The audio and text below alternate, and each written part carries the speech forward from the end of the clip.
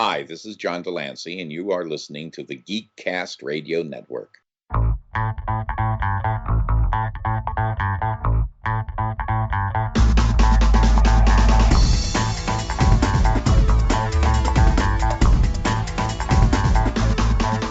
Hello, and welcome to the Cinema Geeks, the podcast that is back and hopefully better than ever. Today, we're actually going to be continuing our long look at the career of Kevin Smith with a review of Clerks 2. But joining me on this adventure, as always, is Hard Candy Mandy. How's it going? I'm here. Hey. Kevin Optimus Solo. I'm here, but not singing. Oh, too bad. And Matt Fridley Sense. We're all here this time. Yay! So there's a lot going on this episode, obviously. Before we get into the actual review of Clerks, we have some business to take care of. First, I think we got to send out a major congratulations to that of Amanda and Kevin. They premiered their film. They are officially married. I don't know. I was trying to think of a movie thing, but it didn't work at all. But major congrats to them. That's so we're back and now more of a legal family, since two of us now have a legal contract with one another. And we do have to apologize because it's probably mostly our fault for the lack of content lately, but we'll fix that soon. Yeah. But with this episode, we are getting back to our look at Kevin Smith. But one of the previous episodes, we finished our look at the video game series, and we put a poll out to ask what should we do next. And we wanted to give some few options.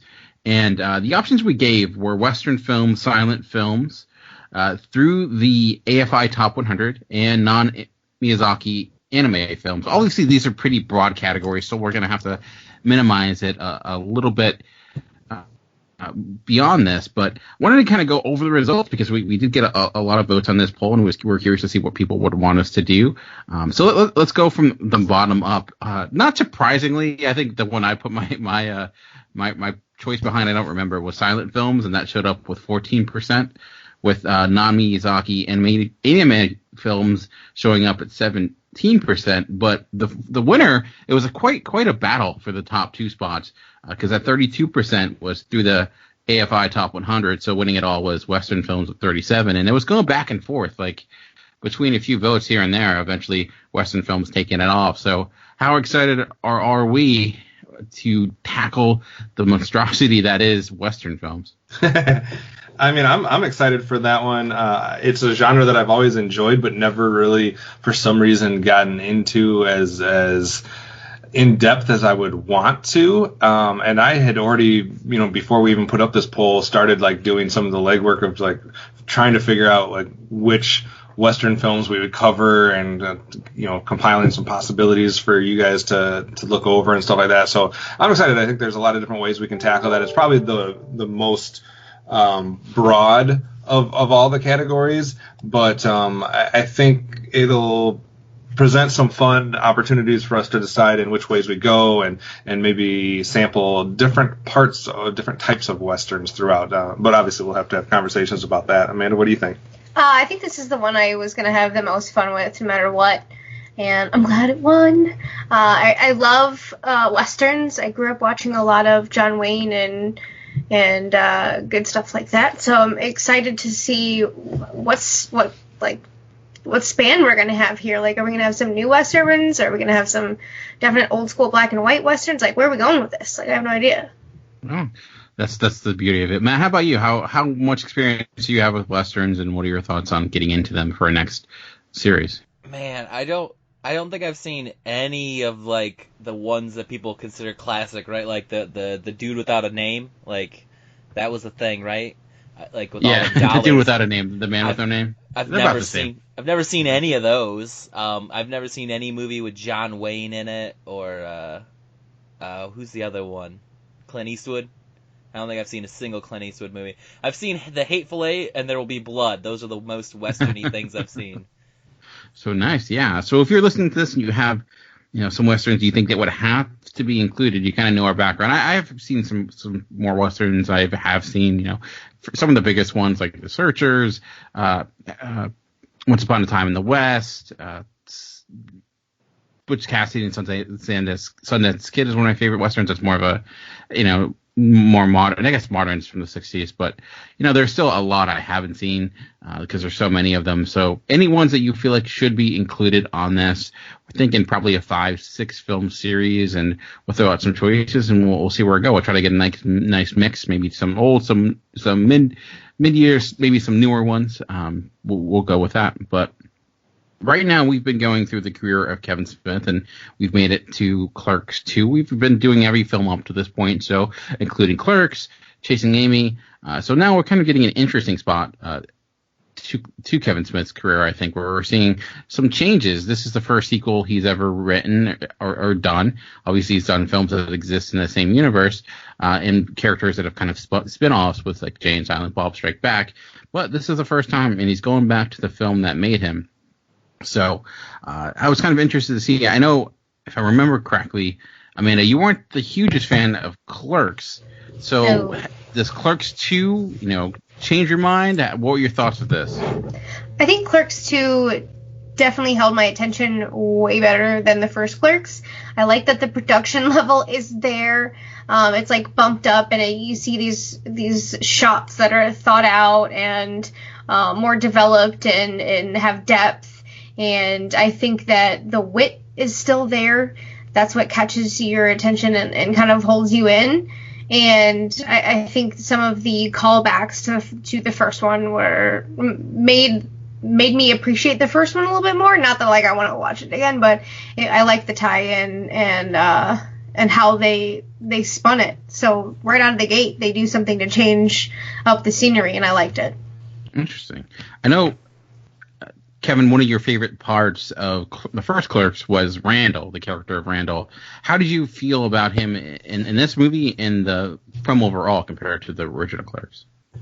He was still my favorite character in the film. He's my favorite character in the first Clerks, and he still was at this one. I was not disappointed with him at all. I don't know why, because obviously these were not, trained professional masters of their craft when it comes to the acting world. They're friends of Kevin Smith, etc. But for some reason, I just find Jeff Anderson's performance just more believable than Brian O'Halloran, who plays Dante. There's something just, I don't know, so. And I know this is what it was, but that's like grab your friend in high school and record your own movie and have one of them that just for some reason doesn't have any type of timing. I don't know. It just feels like stiff for Dante for me. So I just think Randall's a more smooth actor per se, and I like the lines that they give him. As far as overall, I don't know if I enjoyed the dialogue in this one quite as much as I did in Clerks, but I still appreciated the Kevin Smith aspects of that dialogue and kind of some of the things that they discuss and debate back and forth, etc.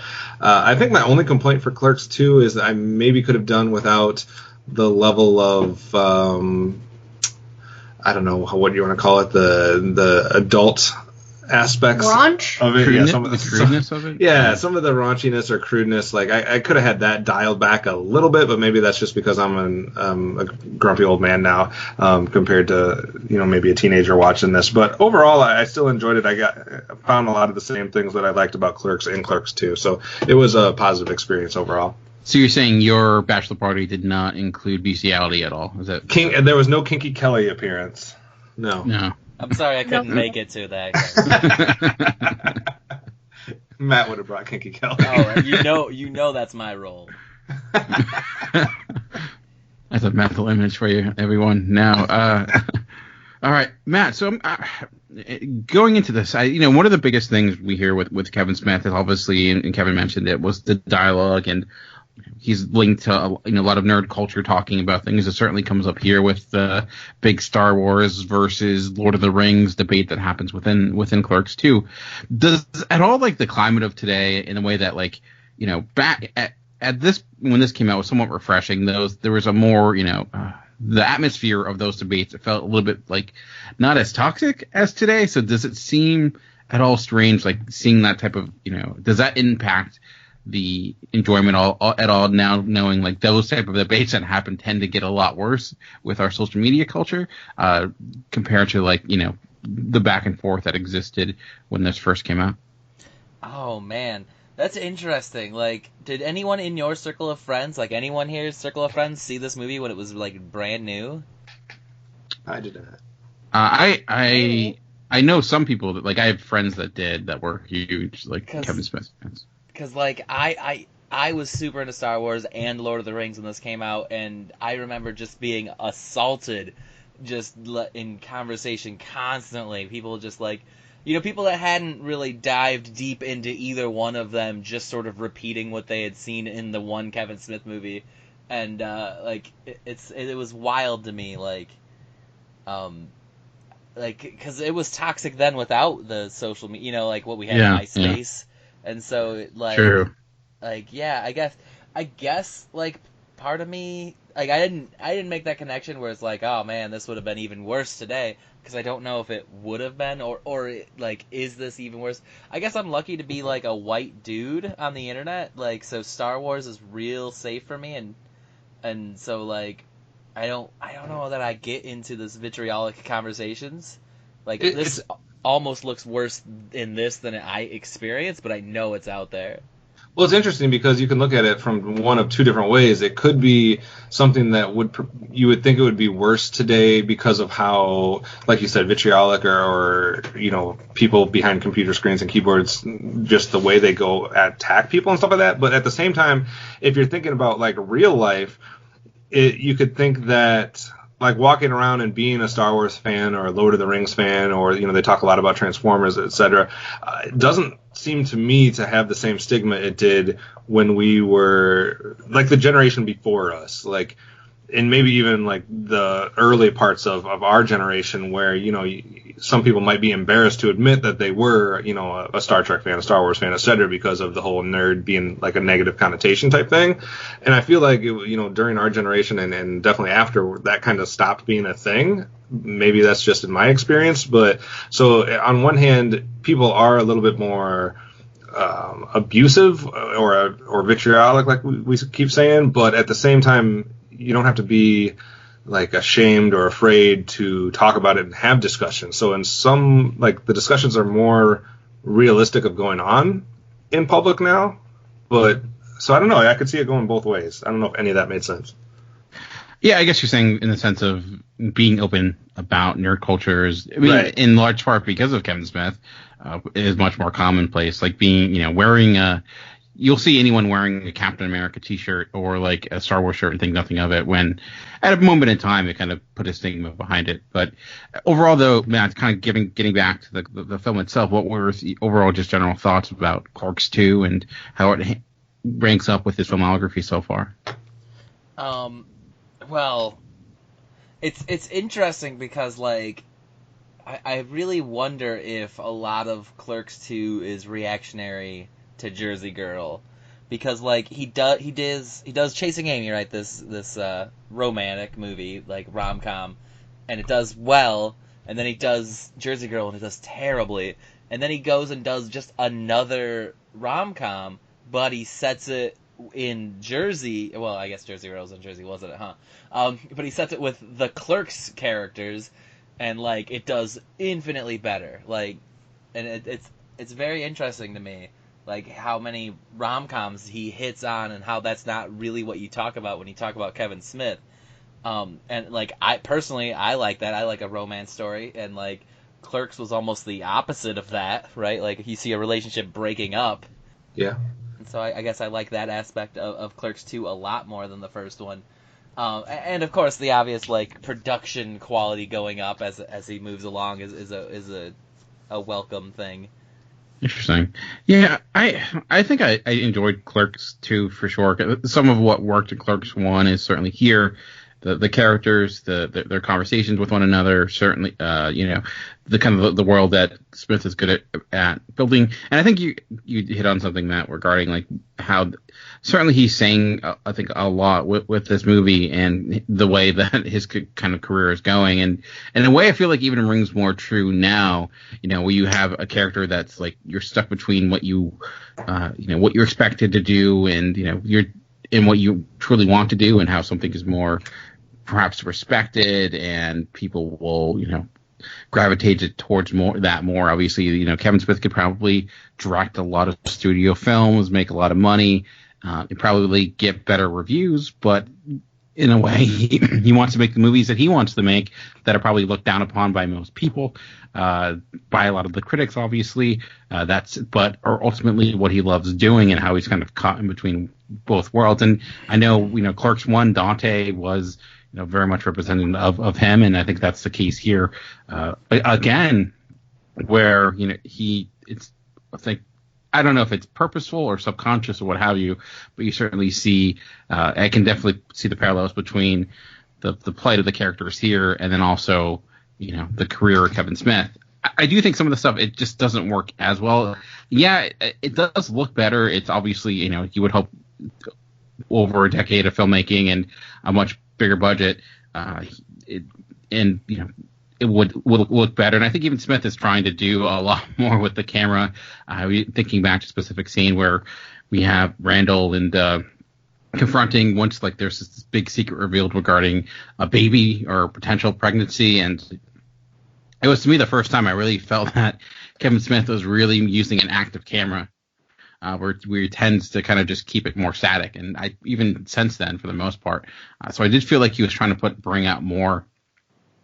But I think there was also such an originality with the original Clerks. I think sometimes that rough around the edges part of it actually kind of helped it in a way. So I enjoyed this, but it to me didn't have, like, what it had to say wasn't as refreshing and as, I don't want to say as edgy, but as unique as the original Clerks. But I think, you know, some of what made the original Clerks work is still within the fragments of this sequel.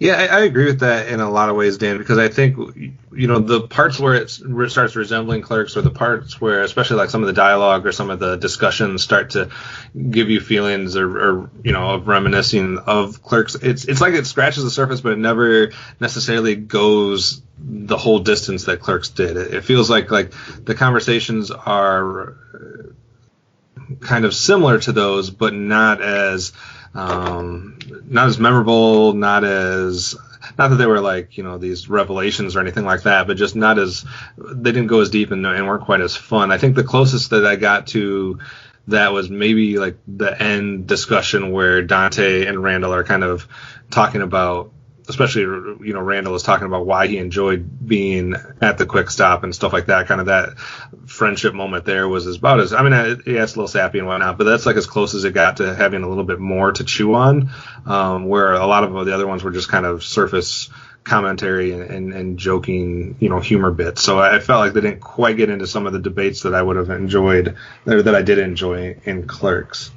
Yeah, I think kind of the ending, in a way, like near the final act, got really messy, and it felt like a movie that it almost undercut itself. Like, by having, you know, Dante and I can't think of the name of her character, Rosario Dawson's character, Becky. By having, like, kind of them already have a relationship, and by having him already choose her, that final confrontation with Randall feels a lot less like the air sucked out of it, because they're having a debate over a decision that he already chose not to make. So it's like, it feels a lot less impactful when it's like you already know the decision he's made because he's done it already. So it felt like that scene just felt out of place, or it would, like, a better script, or by structuring it a little better, it would have made more sense, because it seemed like they were arguing something that was in question 3 or 4 scenes ago, but now it seems like they've already kind of come to a conclusion. So that felt like, I thought that moment was good, but like it felt like a movie that forgot exactly where it was. I was curious. I agree with that. I was curious too what you guys thought about the character of Elias, because that's a character we have not seen before, correct? I had fun with Elias. Yeah, we haven't seen him yet. So, like, did you guys like him? Did you find him annoying? Like, did you feel like he fit into this universe with the characters that had already been established and we knew well? I think he was a good outsider for them to target, or Randall to target, rather. I think he was a certain kind of comic relief within what was going on, but he was also a catalyst for some crazy Randall situations. Damn it, what do you guys think of Elias's character? I wasn't the hugest fan, to be honest. I felt a little I don't say one-dimensional, but talking about like what made Clerks work, this is kind of a good example of it, where the characters were colorful and had personalities, but they felt a little bit more tied to reality, where his character felt like not that, and a little bit like more over the top than everyone else, and that kind of described the movie to me a little bit, where everything was a little bit more over the top than previously.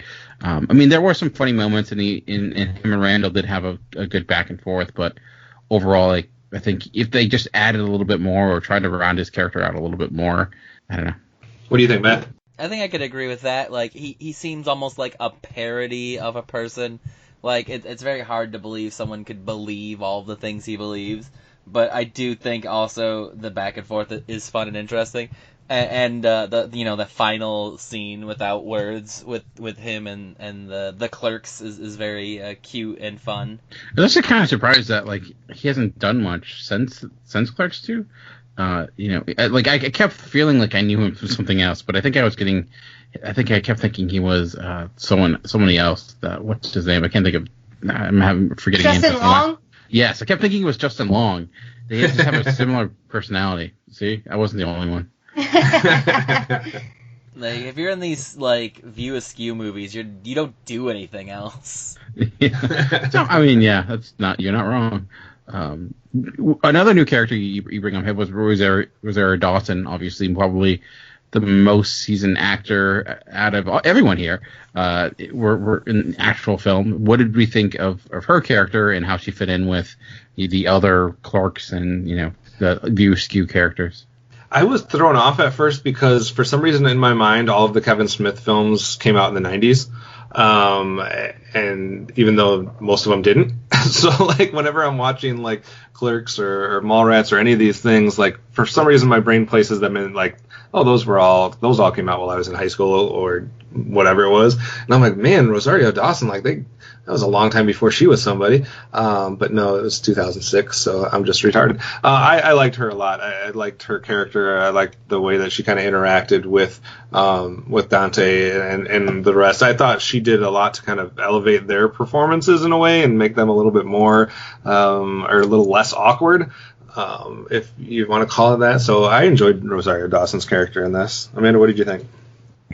Yeah, I mean, she was a cool, down-to-earth chick that played off of their humor well, and Randall's bullshit didn't faze her, so that was nice. Apparently, some of the names that they were throwing around that were going to be her role originally, Sarah Silverman, Bryce Dallas Howard, Rachel Weisz. I don't know how you guys feel about any of those actresses in that spot, or if you think Rosario was the right fit, but I could definitely see Sarah Silverman playing that role. Rachel Weisz, I don't think I've ever seen her do anything comedic in my life. Right. But I think definitely I could see it like actually Sarah Silverman probably even fitting the role a little bit better. But I liked Rosario Dawson. I mean, I think she's pretty much great in everything she does, and she can kind of play all the different roles. Like, she can seem like your local girl and not feel out of place, even though she's clearly a more seasoned actor, but she doesn't ever feel like overact, or she tends to bring people up in the sense when she's going off of some of the people that don't necessarily have the same acting talent.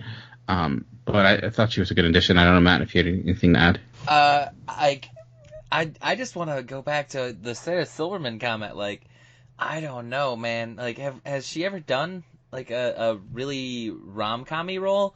Because, like, I think if it were her, I wouldn't know which girl I was supposed to like, because I usually dislike her greatly in any role she's in. Yeah, she's been in a bunch of, mumblecore types of movies. I think there's one with Michelle Williams she was in. She's done a lot of more low-key film, especially last, 5 or 6 years or so. Like, she was in the Book of Henry. Trying to think of other things she's done. I can't think of the movies she was in with Seth Rogen and stuff.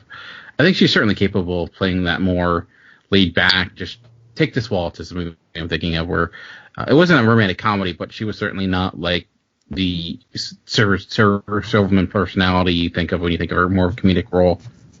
Okay. You haven't seen Book of Henry yet, Matt? I have not. See it. If it's a movie, I probably haven't seen it. I think one of the biggest questions, obviously, is that, does Clerks 2 need to exist? Which is, I think, maybe a weird question to ask, but does it feel like, looking at his filmography, where it's coming, that he had something to say and it was purposeful, or does it feel like he was just trying to get his career back on track by going back to something he knew well? Any thoughts on that? I mean, I don't know if it was necessarily necessary, to be redundant, but I think that it was well timed as far as, he did a bunch of films like that in the beginning, and then kind of seemed like he was doing some other things, stretching his wings and doing some of these rom-coms that we've mentioned a couple times. So I think it was a nice touch to, especially probably a lot of his fans, to kind of go back and give him something that harkens to the original one. The question is a Clerks 3 necessary? Because apparently they did a script for that. Oh, they had it way beyond script. It was just one of the two clerks dropped out. I want to say it was Randall, and he said he's not doing it without both of them. They got real far into production. They talked about doing a TV series too for a while. It was going all over the place. Or was that Mallrats? That was the Mall. That was Mallrats. Yeah. That one was a whole other issue where he tried to buy. Like, he was going to buy back the rights because he didn't actually own the rights to it, and the company that bought out Miramax, won't sell the rights to anything they own, even if they're never going to use it. It was a whole thing. Interesting. Anything else? Oh, sorry, go ahead, Matt. I was going to say, I actually want to continue on what he just said, that I don't think Clerks 3 is necessary, which is a weird thing, because if you'd asked me, I don't know, 6 or 8 months ago, I'd have been like, yeah, I always want more. But after this, I don't know, my 4th or 5th rewatch this has to be, I don't know that I need more from these guys. I'm glad we got the second one, because that first one did not have a happy ending, and it originally had an even less happy ending. And, I like that, these guys get that happy ending in their 40s or whatever. If they came out, I'd watch it, but I don't think I need it. Amanda? I don't know. I'm just not a huge fan of, Dante. I feel like he's always meh, he's blah. So I really can't get into, his plight. Yeah, Randall is funny, but I think he's just a turd and useless. A turd? And so I really don't need any more of them. No. This, I think, bumped up the duo. If Clerks 2 didn't exist, I think I would have been down farther on the first Clerks. But them together, I feel, as a whole, they're okay. I don't really, seek them out, though. Yeah, I think this is fine where it ended. And I don't necessarily think, again, I don't necessarily, but I do feel like, that it did seem like Kevin Smith did had something purpose to say, that this was probably something I don't know if he ever had it planned, but it certainly, I think, felt like a good place for it because, it extended to not just these characters, but I think, what he was trying to say about where he was. And I think Matt brought up the good point earlier regarding, having Jersey Girl being what it was. He certainly, I know he's spoken a lot about that and how it was a disappointment, where this felt more comfortable and it felt like him getting back to the world he knows and what he wants to say. And I'm curious to see, where it goes from here, because obviously he's taken a much different direction with a lot of the films after this. And we see that with Cop Out, which will be much different, obviously, because it's... Oh, is that next? Yes, that's next. Anything else anyone wanted to bring up before we bring this episode to a close? I feel like this was the middle movie in the Lord of the Rings trilogy, where we're just walking to the next better film. It is kind of funny for a guy who makes fun of movies for all walking when his movies are all talking. So it's just yeah. Yeah, any film that has discussions involving Transformers and GoBots, I'm a fan of. You just like the line where they made fun of GoBots. I actually like GoBots. I'm a GoBots defender, so it hurt a little bit, but I like that they at least acknowledged they existed. Kevin might have been Elias when he was younger. I didn't believe in the what was it? The Trolls. I didn't believe in the Trolls. I wouldn't have been that gullible. But you did like GoBots. I did like GoBots and Transformers, though. All right. Miliband, stop it. I'm surprised at the rating that this film got. Actually, it got a like 60 something on Rotten Tomatoes, 65, somewhere in the mid 60, 63, which was pretty good, and it made a bunch of money. So, like Matt said, it was definitely successful on different levels. Whether you look at it from what he was trying to accomplish, or whether you look at it from a critic standpoint, or even from financial. So, I'm surprised that a lot of sequels and a lot of stuff like that kind of falls flat. So I'm surprised at how positive people were on it. Yeah, I mean, considering Jersey Girl was 42%, and I guess certainly it's which honestly was higher than I expected, because like how much that movie got lambasted, but I also liked it more than I anticipated too. So, all right, yeah. Well let's go around and do final grades and final thoughts. Amanda, let's start with you. Oh dang, I'm gonna give it a 3. Wow. Out of 10? You weren't that scathing when you were talking about it. I have not a lot of feelings for it, and I don't know. The humor didn't work on me. I'm not big into the Transformers. I like Lord of the Rings, but not enough to barf for somebody messing with me about it. So, I don't know. I'm just ready for other films. Thanks. I'm a little higher than Amanda, I think. I would give it like a 6. Matt, how about you? I think I'm going to go with a 7. Like, I like that it rounds out the story that we already started, and it's got the elements I like in a movie. Yeah, I'm about a 6 as well. It was, like I said, I don't have anything hugely negative to say. It just felt like, it was like hearing a joke you laugh at again. And sometimes you laugh at it again, sometimes you don't. But I went into this, I remember hearing really bad things, but I'm like, actually, this works for the most part. So there we go. As I mentioned, we're getting into Cop Out next. Has anyone seen Cop Out before? Yes. Cop Out's not next, actually. Oh, it's not? I thought it was. Nope. We have, unless I have something wrong here, I got Zach and Miri Make a Porno. Yeah. Zach and Miri is before Cop Out. Dang. I'm looking at the wrong. I'm looking at the writer section. That's why, because he didn't write Cop Out, so it didn't show up. Yep. So 2008, Zach and Miri Make a Porno. There we go. Hopefully that doesn't involve donkeys.